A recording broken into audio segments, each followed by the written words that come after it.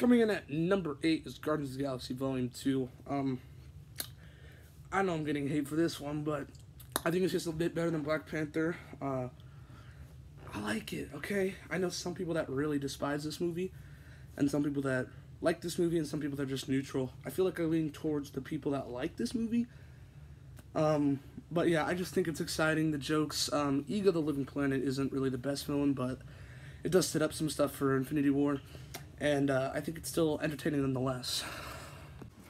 Coming in at number 7 is Thor Ragnarok, which is obviously the best of the Thor movies, and it is very, very good. I enjoy the movie, though my main negative with this movie, the big part that I hate about this movie actually, is there's way too much comedy. And I know the MCU likes to shove in their little quirky jokes, and I understand that. I like the comedy in certain moments, but Thor Ragnarok, they make a joke when Asgard just getting crumbled down, and Asgard's a people, not a place, which I don't know how I feel about that whole message, but the comedy, when it's done right, is very entertaining, and seeing Hulk in this movie was just really awesome, and the villain Hela was just very good as well, and when you mix all these elements into one, it's just so awesome.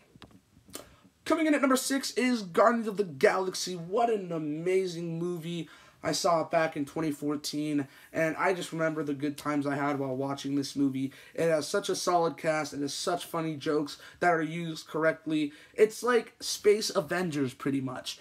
And the villain, isn't the strongest, but the way they defeat the villain is just so awesome, and there's just so many quirky jokes, as I mentioned before, and the action's great, it's entertaining as hell, and it pushes us into a new world with the MCU, because we really hadn't seen much from outer space before, and this just kind of shows us what is actually out there and introduces new elements into the MCU, and I really like those movies.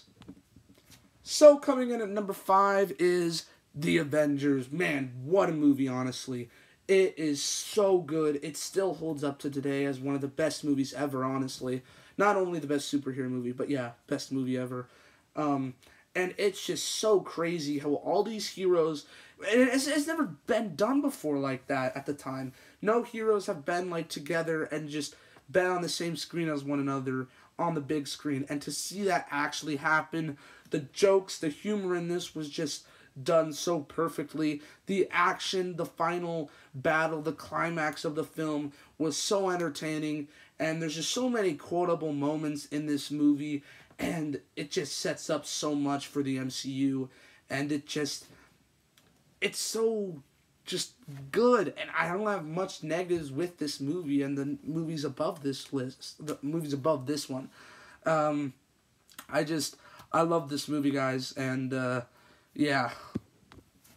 At number 4, we have Iron Man. Iron Man, man, it's more nostalgic for me, even more nostalgic than the Avengers, because Iron Man, I saw it with my dad when I was 5 years old. It was the first in all the MCU movies. I remember rewatching this so much as a kid, and I just love Iron Man, and this really just made me start to like Iron Man, and this movie was just such a strong start to what would become the incredible MCU, and I don't have too much negatives with the movie. I mean, it starts off with him, and, he just gets with these 10 Rings people, and he's in this cave, and he has to use scraps, and makes a new suit, and it just, he's so smart, and it's so crazy, and there's also some jokes in this movie, and, yeah, but the villain does fall flat on its face a bit, but it's still a great movie.